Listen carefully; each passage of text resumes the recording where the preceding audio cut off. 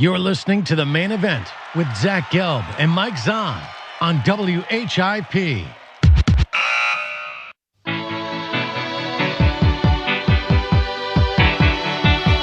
And we're back here, WHIP Radio in Philadelphia. Time in the WHIP studios is 11:17. It's a beautiful day here in the city of brotherly love as the Temple Owls are 7-0. 24-14 win last night up against the Pirates of ECU. And now joining us is a man that does a fantastic job. He's the editor of OwlScoop, and that is John DiCarlo. John, welcome back to the show. Thanks for coming in studio. How are you?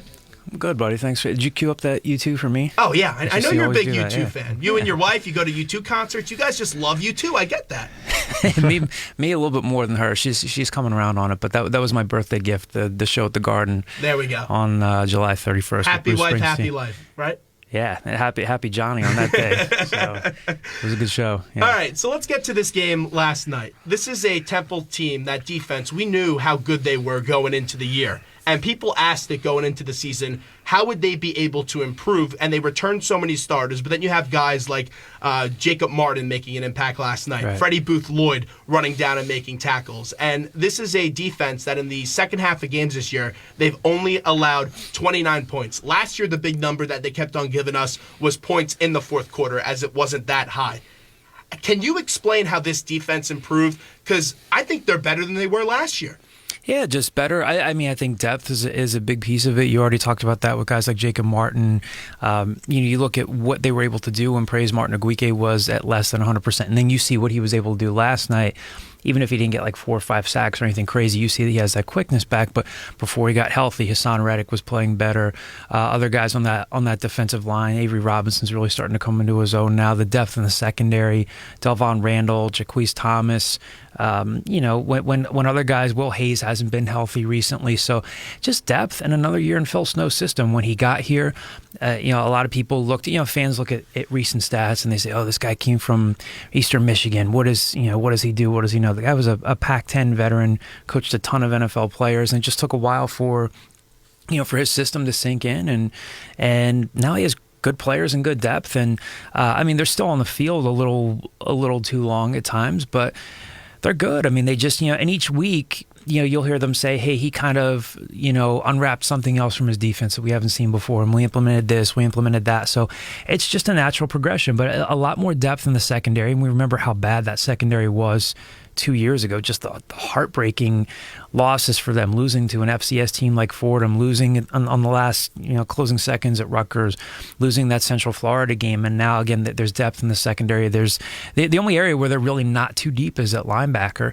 but just another year in the system, and they're just better. They're all the other things that you think about, they're reacting more, thinking less, and that's where they are. And great effort last night to shut them down, because they weren't very good in the first half. They weren't good at all on that, after third down especially. 10 of 20 on third downs, that's not good. That can't happen again. But then, they clamped down in the second half, played much better. And when we're watching this game, now you just expect that this defense is going to have a turnover and 2 each and every week. You all know it starts and ends with Tyler Medikevich, and he's meant so much to that defense. We know all of his accolades, the 400-plus tackles, when he's on pace to be 1 out of 7 players in the history of NCAA to have 100 tackles or more in his freshman, sophomore, junior, and senior year.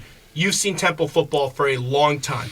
Where does Tyler Medikevich rank amongst the all-time great defensive players, the Kleckos, the Muhammad Wilkersons, and etc.? He's up there. I mean, I would say that Muhammad Wilkerson has, at least in my recent time, had the best pure game-wrecking ability of anybody. And Tyler's been very good. His progression has been interesting, that he comes in, nobody wanted him. Matt Rule had to sell Steve Adazio and say, hey, I like this kid up at Milford. They brought him in. He was a tackling machine as a freshman, Big East Rookie of the Year. And then the question was, is he just going to be a guy that makes tackles because there are tackles to be made? Or is he going to start making some wow plays, some impact plays? And then he's done that as a sophomore, as a junior, and now as a senior. So he's up there. I mean, he's not he's not a high impact edge rushing linebacker, but he's just very good. And I think he's gone from, being, I've talked to a couple of NFL people. I talked to a couple of people who were up at the UMass game when we were up in Foxborough, and I think he's played his way. We'll see how this plays out. Well, he's played his way from like maybe a 4th or 5th round guy to maybe a 3rd or 2nd round guy. Wow. But Muhammad Wilkerson is one of the best I've seen. Lance Johnstone back in the 90s was very good. Dan Klecko was good. So he's up there in that. He's up there in that conversation. And again, he may not be like a combine, standout when that time comes around. But he's more athletic than people give him credit for.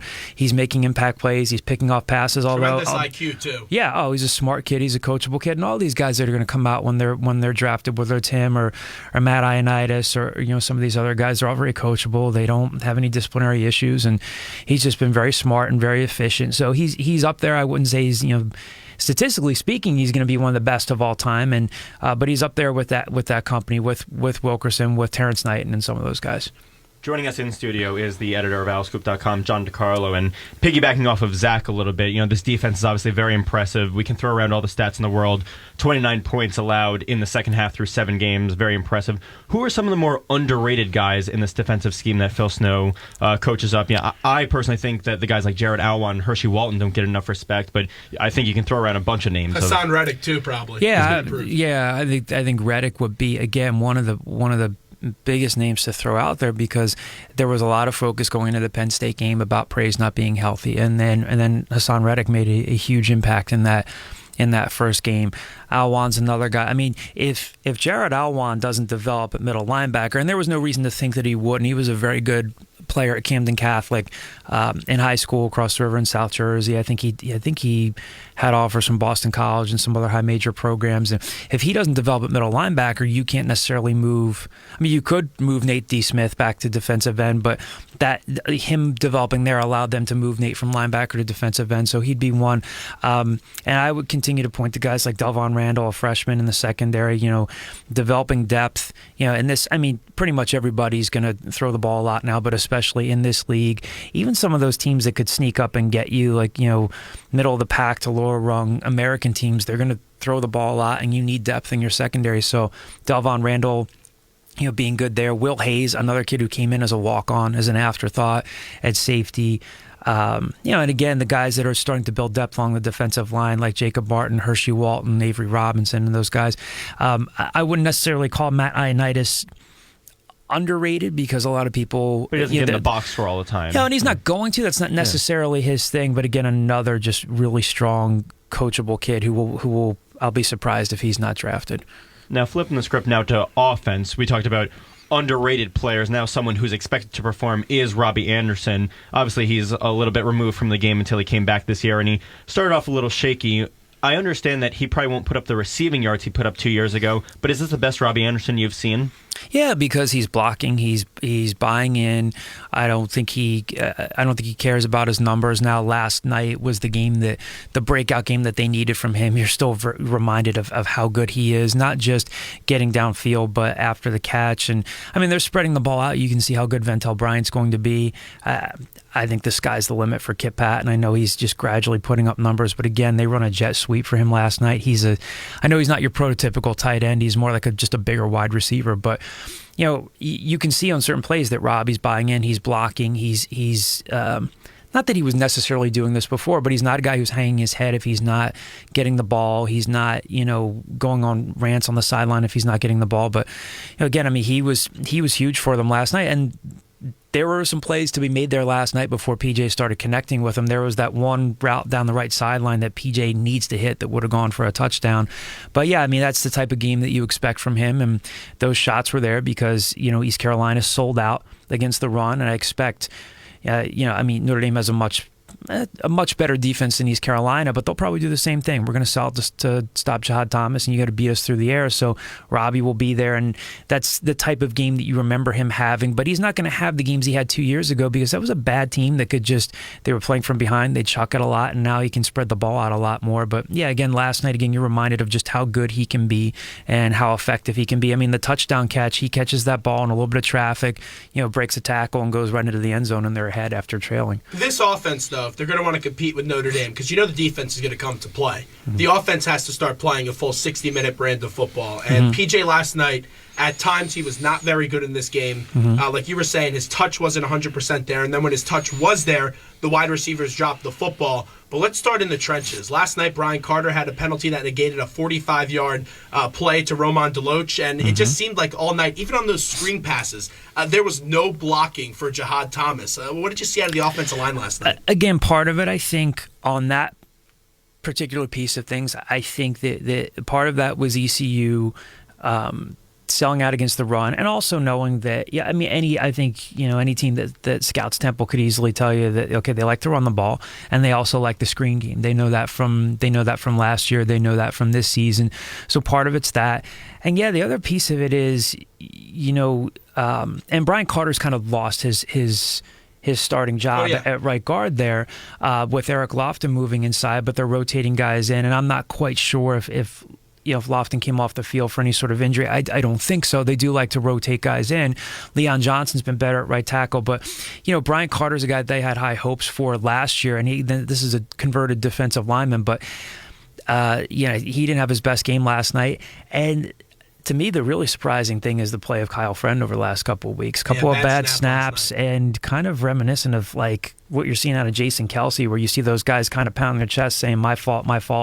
And again, I still think Kyle Friend is a guy that will get drafted and play in the NFL. And he's, again, like as good as can be in terms of being coachable, being reliable. But yeah, they absolutely have to clean that stuff up. And again, it wasn't their best effort last night. And then, they turn it on. Jahad breaks a couple of runs, and they kept PJ clean for the most part. He wasn't sacked, and as maddening as PJ was, he didn't throw a pick. And then again, makes a couple of throws on a rope down there in that go-ahead drive to put him ahead. But yeah, inconsistent at best, but they'll have to improve for next week, obviously. The editor of OwlScoop, John DiCarlo, joins us right now in studio WHIP Radio in Philadelphia. I thought where Temple's looked their best this year on offense, I'm talking about drives, was in UMass when they didn't play that great. PJ threw 2 interceptions in that game. In the final 2 minutes, they really picked it up, and they were moving at a fast pace. Now, I'm not someone that likes to move at a fast pace with the offense 100% of the time, but I think there are times where you can implement a hurry-up kind of system to give this Temple offense a boost. Do you think Satterfield will at all go that way in the Notre Dame game? I'm sure. I think if we're considering that stuff, I'm sure he's considering that stuff. I think coaches are pretty smart people, and I'm sure that's something that they're thinking about. And I think that they have, when coaches, when they said, hey, we're going to get back to being a little bit more of a ground and pound type of team, all these stories come out, they're going to be a traditional running team. And then the next week you talk to Matt, and he says, no, we can be multiple. We can hurry it up if we need to. So I'm sure that's something that they'll look at. And a lot of times it's been something out of necessity, but then you see how successful they've been with running the ball. And, again, if next Saturday they're having success running the ball against Notre Dame, and Notre Dame's run defense, I think they're 41st nationally, and they're 41st nationally in scoring defense, but they haven't exactly been a lockdown rushing defense either. So if you're having success running the ball and kind of wearing them down, I don't know that they'll all of a sudden start to look to hurry it up. But if need be, I think it's something that they'll go to. And I agree with you, they have had some success there, but you hope that you don't have to do it necessarily out of necessity because all of a sudden you're trailing. You say, okay, PJ, now go out and do this because we're behind. Making a quick note of that, UMass obviously played both Notre Dame and Temple, and I think UMass had a decent game, especially the first half against that Notre Dame defense. Yeah, first half was very close. Yeah, and then it got out of control enough. But going back to Temple for just a little bit, Austin Jones missed 2 field goals. One of them was from very far distance. One was a makeable one. He had only had 1 miss entering this season, entering that game. Is there a cause for concern? Do you think that rattles him a bit? I don't think so. I mean, the 52 or 53 yarder, it was 52, right? Yeah. I mean, that's about his max, I would say. And he's gotten a lot better. He's got a strong enough leg. He does not have a Brandon McManus leg. I was a little surprised that they opted for the field goal there, but and then the other miss was just a miss. I mean, he just pushed it wide right. Every kicker misses. I don't think there's huge cause for concern. So I mean, he missed one makeable field goal. He's been solid otherwise. I don't think there's huge cause for concern. I mean, again, you want him to make that, the shorter one, but I don't think it's a crisis where you say they've got to make a switch there. Now, I know you're also an adjunct professor here at Temple University, so you do interact probably with a ton of sports fans at Temple. A lot of people were talking entering the season, okay, well, if we beat Penn State and we beat Cincinnati, listen, the Owls are going to be 7-0 heading into Notre Dame. How realistic is it that they're 8-0 after Halloween? I think it's a very winnable game for them, and I take nothing away from Notre Dame. I mean, they're a very good team, but Temple has now survived a lot of gut check moments. They beat a very good Penn State defense. They went on the road the following week in a game that a lot of people thought, okay, wow, you can only celebrate that Penn State win for a few days. Now you got to go on the road and play Cincinnati, and they beat Cincinnati. I mean, I think last night was a huge win for them. Again, the ECU does not have a great defense, but they had a pretty dynamic offense, and they shut them down in the second half. Notre Dame, they're a good team. You look at their schedule and you see a lot of big name programs, but I think that when you look at the actual schedule itself, those teams that they've played, they're combined 20-22. UMass is the one common opponent. I mean, obviously that the Clemson's the best team they've played. Clemson's 6-0, Navy's 4-1.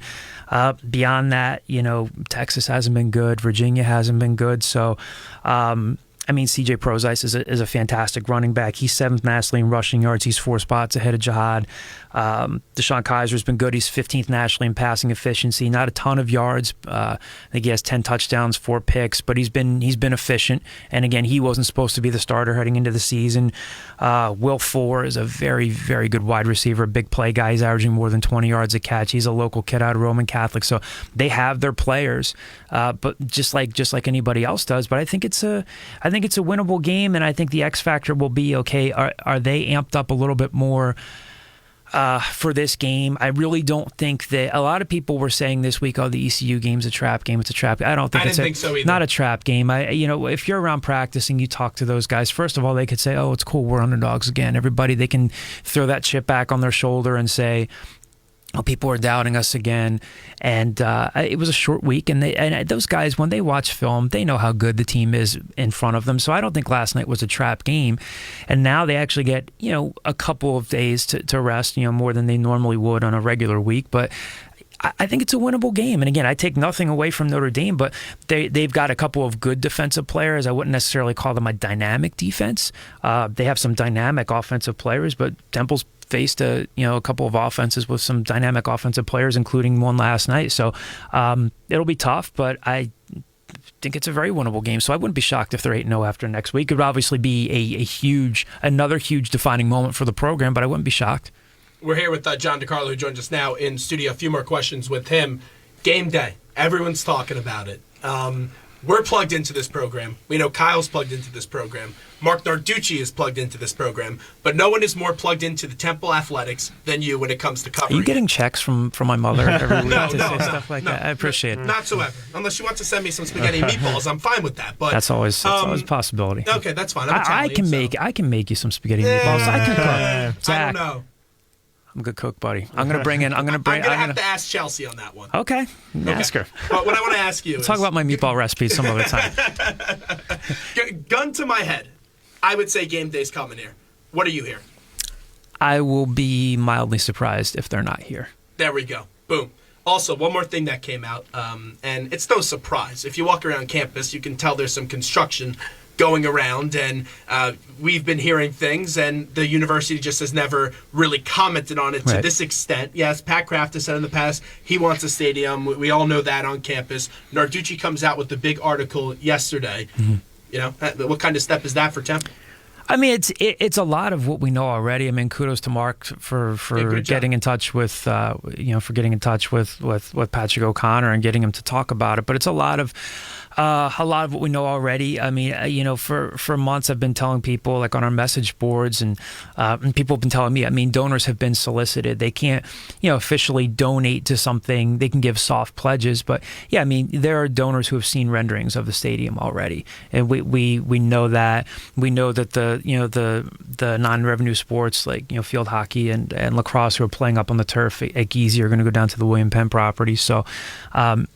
We know it's coming, but it was a big step to hear Patrick O'Connor say, okay, this is going to be discussed at the trustees meeting in December, and that we have some 7-figure pledges. So again, I hate to overuse the term mildly surprised, but I will be mildly surprised if there's not a stadium on campus at some point. We know that now they're actually articulating it to the press. In the past, they would say, well, the impact of a football stadium would be great if it could happen, The one tricky thing, and I'll remind people because I was here as a student back in the late 90s covering this thing when they were trying to get the Apollo and later the Liacouras Center built.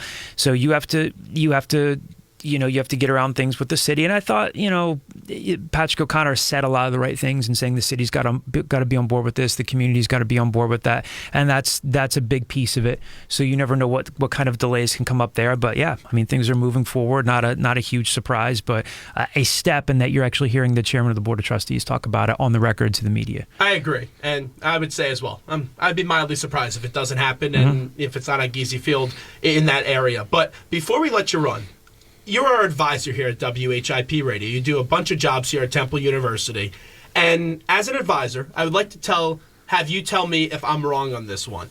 So we've had Mike Silsky on the show after he wrote that joke of an article bashing Temple athletics with no facts in it.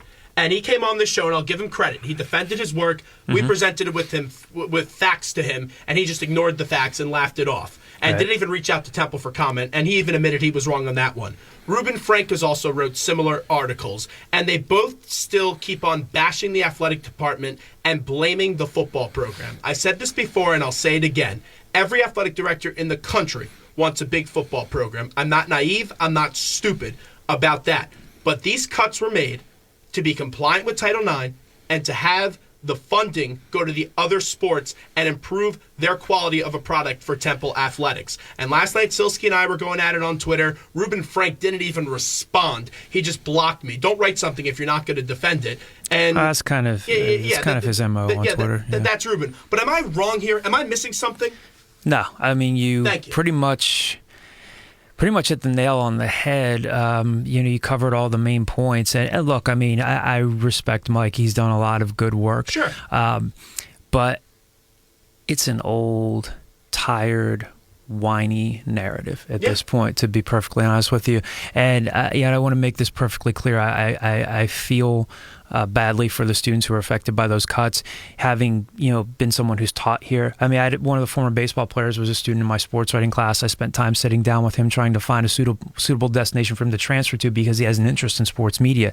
One of our former student athletes, one of our former staff members at the Temple News, Allie Watkins, who was actually a Pulitzer runner-up this past year, she's a former rower. So when the cuts were initially handed down, she was part of that, and I saw how she was affected. So I'll never ever know what it was like to be in their shoes, but you hit on a lot of the other points, and I'm just kind of surprised at just how blatantly wrong Mike is. If you want to argue that Temple is emphasizing football moving forward, yeah, absolutely. But this program, without football, with all due respect to what Fran Dunphy has accomplished, Temple does not get into the American without football. They're not re-upping with Under Armour for several $1 million without football. They're not getting a better contract, TV contract, as you said, without football. But yeah, I mean, he's just ignoring the fact that the money from those cuts is going back to the non-revenue programs.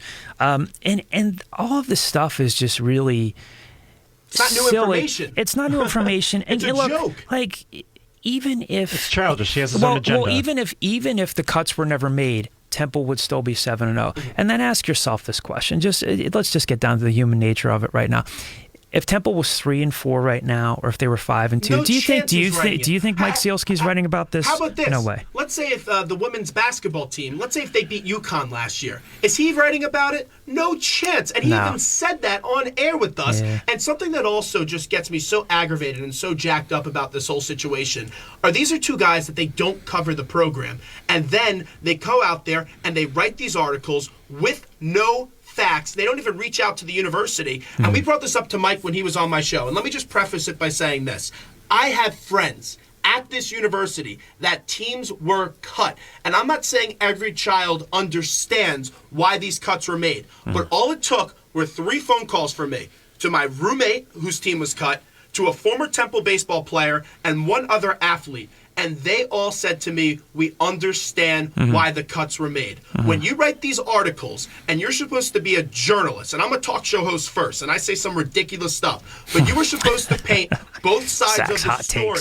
And they don't paint both sides of the story. Correct. And they don't reach out for Temple, and they ignore facts. And when we have you on the show and read you where all the money went, I just don't get how you sit there as an arrogant person and just laugh it off. Like it he's makes on a roll. no sense to me. None. Just shut up, admit you were wrong. It's over.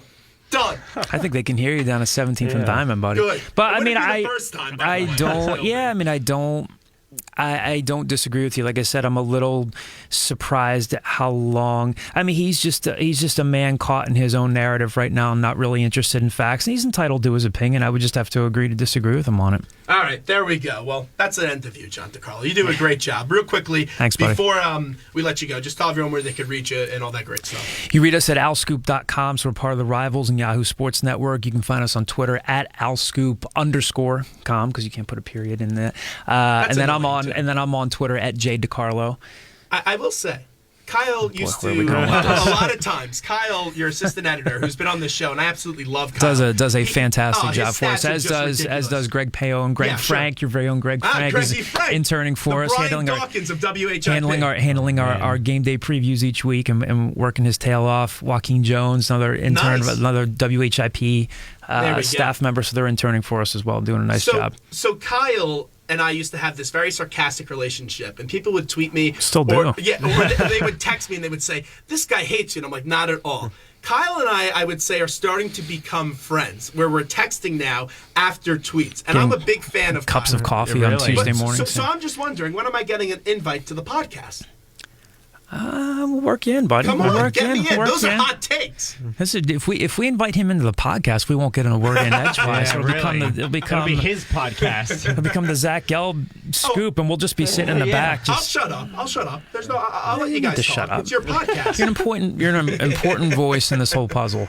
All right, John DiCarlo, thanks so much. We appreciate it. Thanks, guys. Appreciate it. 215-204-WHIP is the number. What we'll do right now is we'll take a quick break. It's a Football Friday. How about that? 45 minutes into the show, and we have talked all Temple football as they are 7-0 as they get ready to bring in Notre Dame next week. When we get back, we'll get into our NFL and college picks. He's Mike Zahn. I'm Zach Gelb. We'll take a quick break, and we'll be back. You'll listen to WHIP Radio in Philadelphia.